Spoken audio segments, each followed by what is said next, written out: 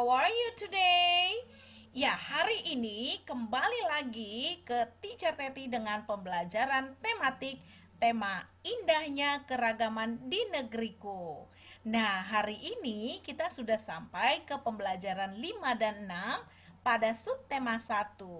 Ya, Teacher Teti berharap semua perlengkapan belajar kamu sudah tersedia di hadapan kamu. Oke, tapi sebelum kita memulai pembelajaran, Teacher Teti mau ajak kamu untuk memulai dengan doa. Kita satukan hati, kita berdoa. Thank you, Lord Jesus, for your kindness to us, for your love to us. Today we have changed to get our knowledge in thematic. Dear Jesus, please guide us, help us to understand explanation our teacher. In the name of Jesus Christ, we pray to you. Amen. Oke, adapun tujuan pembelajaran kita pada kali ini yaitu yang pertama, menyampaikan informasi baru dari sebuah teks. Lalu yang kedua yaitu menemukan kata-kata sulit, kemudian gagasan pokok dan informasi dari sebuah teks. Lalu yang ketiga, mengidentifikasi berbagai bentuk keragaman suku, bangsa, sosial, dan budaya yang ada di Indonesia. Nah, yang keempat ini adalah menyanyikan lagu daerah dengan memperhatikan tempo dan tinggi rendah nada pada sebuah lagu. Untuk kita dapat mencapai tujuan pertama dan kedua, Teacher Teti berharap kamu sudah membuka buku textbook kamu halaman 32. Ya, seni musik dapat menjembatani perbedaan yang ada. Nah, ini adalah cerita singkat mengenai sekelompok paduan suara yang anggotanya berasal dari agama yang berbeda. Nah, mereka berkumpul jadi satu dan memiliki tujuan yang sama. Kita akan baca ya. Harmoni dalam perbedaan. Seperti halnya notasi dalam musik yang memiliki not berbeda-beda, kelompok paduan suara ini pun demikian. Harmoni yang disajikan lebih dari sekedar harmoni dalam bermusik. Dibentuk pada tahun 1985 oleh Yason. Awalnya grup yang terdiri dari 15 anak gereja itu belum memiliki nama. Seiring waktu, banyak anak dari gereja lainnya tertarik untuk ikut. Akhirnya, pada tanggal 27 Desember 1997, paduan suara ini diberi nama Vocalista Angels. Dan sejak tahun 2002, mereka mulai aktif mengikuti lomba paduan suara nasional dan internasional. Kelompok paduan suara yang berasal dari Klaten, Jawa Tengah ini melakukan seleksi ketat tanpa memandang agama. Sejak 2002, anggota paduan suara ini memang mulai beragam, yakni ada pula yang beragama Islam dan Hindu. Tak ada rasa canggung dari anggota yang beragama Islam dan Hindu. Semua anggota bergaul tanpa melihat perbedaan. Mereka di sini untuk menyanyi, bukan untuk yang lain. Kami berbagi seni, bukan agama. Mereka tetap berdoa dengan caranya sendiri. Jelas Yason. Anggota Vocalista Angels yang berjumlah 35 orang berusia antara 9 hingga 18 tahun. Mereka semua masih aktif bersekolah. Mereka mengaku merasakan banyak manfaat bergabung dengan Vocalista Angels. Manfaat-manfaat yang mereka rasakan antara lain menjadi banyak teman serta memperoleh ilmu dan pengalaman baru. Bagaimana anak-anak? Bacaannya pasti menarik dong. Oke, sekarang mari kita mencari gagasan pokok setiap paragraf. Kira-kira gagasan pokok pada paragraf pertama apa ya? Ya, betul sekali. Ada yang menjawab, yaitu terbentuknya Vocalista Angel pada tahun 1985. oleh Yason. Selanjutnya, gagasan pokok pada paragraf kedua. Ayo. Iya, betul sekali. Vokalista Angel melakukan seleksi ketat tanpa memandang agama. Lalu, apakah kamu menemukan hal yang baru atau kata-kata baru dalam teks tersebut? Tentunya ada, ya kan? Yang pertama, yaitu ada notasi. Nah, siapa yang pernah mendengarkan kata notasi? Atau ada yang sudah tahu belum? Nah, pasti ini hal yang baru kan? Yang pertama, notasi. Yang kedua, harmoni. Lalu yang ketiga adalah aktif. Nah, yang keempat yaitu seleksi. Nah, teacher mau kamu menemukan kata-kata baru tersebut dari Kamus Bahasa Indonesia yang kamu miliki. Selanjutnya, anak-anak teacher akan membuat pertanyaan dari jawaban yang sudah disediakan. Nah, jawaban yang sudah disediakan ini berada pada paragraf yang tadi kita baca. Nah, ingat, untuk membuat sebuah pertanyaan harus diawali dengan kata tanya adik Simba, yaitu apa, di mana, kapan, siapa, bagaimana, ya kan? Nah, contoh yang pertama, jawabannya adalah kelompok paduan suara ini didirikan oleh Yason pada tahun 1985. Nah, pertanyaannya yang cocok dengan jawaban ini yaitu kapan Yason mendirikan paduan suara Vokalista Angel? Lalu pertanyaan yang kedua, ayo, siapa bisa? Ya, betul sekali. Apakah paduan suara Vokalista Angel bernyanyi di gereja saja? Nah, untuk pertanyaan yang ketiga atau bagian C, kamu buat atau tuliskan di kolom komentar ya, supaya Teacher Teti mengetahui kemampuan kamu dalam membuat kalimat tanya. Oke anak-anak teacher. Kita mengetahui bahwasannya Indonesia adalah negara yang kaya, baik itu kekayaan alam maupun keanekaragaman yang ada di Indonesia.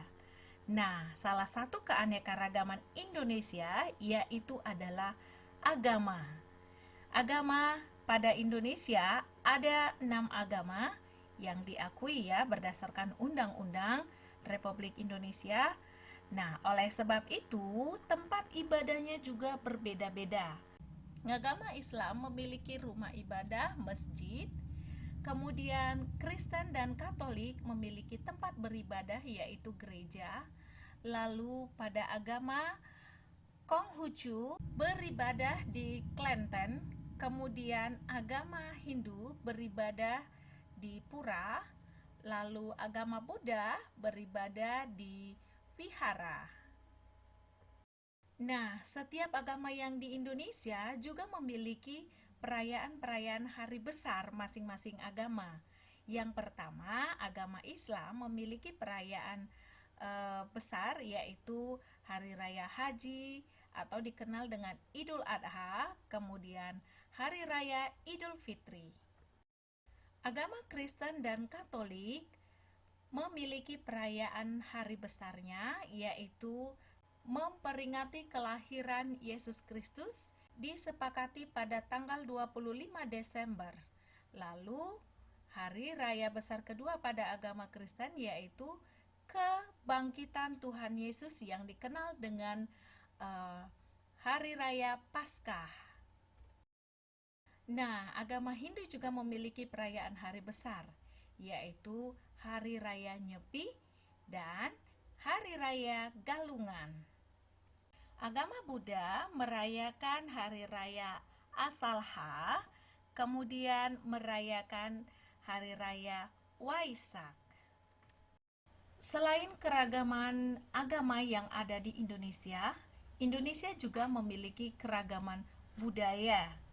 Nah, dikarenakan budaya di Indonesia beraneka ragam, kemudian negara Indonesia memiliki wilayah yang luas dan merupakan wilayah kepulauan, maka Indonesia memiliki juga yang namanya keanekaragaman makanan, kemudian keanekaragaman alat musik, lalu keanekaragaman lagu, sehingga muncullah yang dinamakan adanya di Indonesia yaitu lagu-lagu tradisional.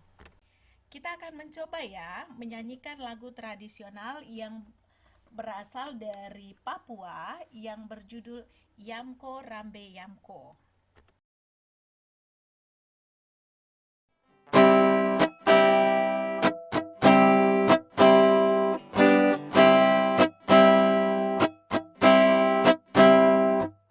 Hey Yamko Rambe Yamko Aronawa Kombe. Hey Yamko Rambe Yamko Aronawa Kombe. Temi no kibe kubano ko bombe ko yuma no bungo awe ade.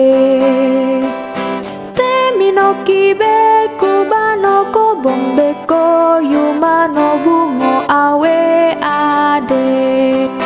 Honke honke honke riro honke jombe jombe riro. Honke honke honke riro honke jombe jombe riro. Yamko Rambe Yamko Aronawa Kombe. Hey Yamko Rambe Yamko Aronawa Kombe. Temi no kibe kubano ko bombe ko yuma no bungo awe ade. No kibe kubano ko bombe ko yuma no bungo awe ade. Honke honke honke riro honke jombe jombe riro. Honke honke honke riro honke jombe jombe riro.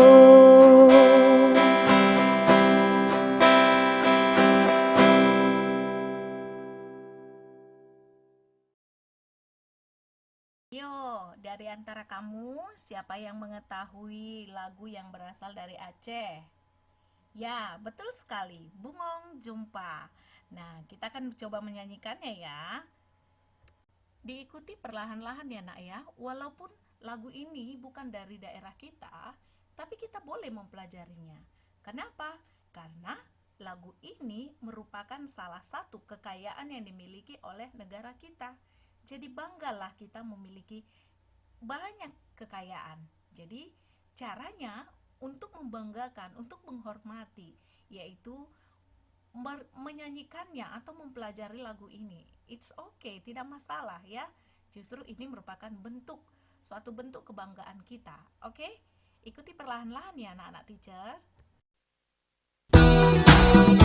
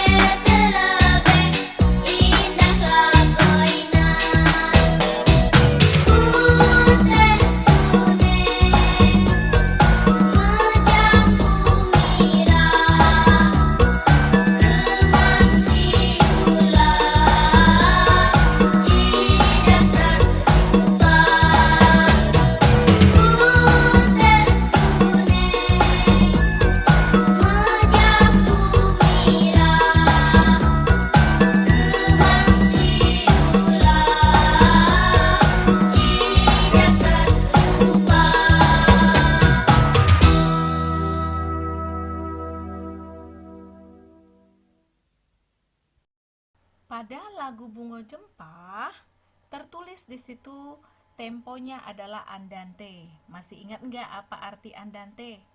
Nah, tempo adalah kecepatan menyanyikan lagu yang dianjurkan oleh pencipta lagu saat kita ingin memainkan atau menyanyikan sebuah karya musik. Nah, ada beberapa contoh daripada tempo, yaitu largo, makna temponya adalah lambat, kemudian andante, makna temponya sedang santai, ya. Kemudian moderato, makna temponya adalah lebih cepat dari andante. Kemudian allegro, riang dan cepat, ya. Nah, yang terakhir adalah prestissimo, artinya sangat cepat. Dalam lagu juga terdapat tinggi rendah bunyi. Dalam lagu dikenal dengan nada. Nah, untuk menuliskan nada, kita perlu menggunakan yang namanya notasi. Dalam notasi tersebut kita dapat mengetahui tinggi rendah nada atau panjang pendeknya suatu nada. Notasi lagu membantu kita dalam menyanyikan atau memainkan sebuah lagu. Jadi di not angka, kalau dia ada tanda titik di atas angkanya, itu artinya nada tersebut dinyanyikan dengan tinggi. Tapi kalau ada tanda titik di bawah not angka, itu artinya bahwasannya nada tersebut dinyanyikan dengan lebih rendah. Kemudian tanda titik di samping artinya menandakan bahwa jumlah ketukannya lebih panjang. Jadi kalau ada dia angka misalkannya 2, kemudian titik, artinya nada re dinyanyikan 2 ketuk. Ya. Jadi pada not balok angka berbeda lagi. Pada not balok angka, jika dia posisinya berada lebih tinggi, not baloknya berada pada garis musik ya. Kalau dia berada pada garis musik yang lebih tinggi, artinya not balok tersebut, nada pada not balok tersebut dinyanyikan lebih tinggi. Nah, begitu ya anak-anak teacher. Jadi paham kan? Oke, anak-anak teacher, kita akan mengakhiri pembelajaran kita hari ini. Teacher berharap kamu dapat pengetahuan baru dan kamu memahami pengetahuan tersebut supaya dapat menjadi bekal masa depan kamu. Oke, kita tutup dengan doa. Thank you, Lord Jesus, because of you have blessing us. You have give us your Holy Spirit to understand about our subject today, our lesson today. Dear Jesus, now we want to continue our activity. Please bless us, bless our teacher, bless our parents, our friend in anywhere. In the name of Jesus Christ, we pray to you. Amen.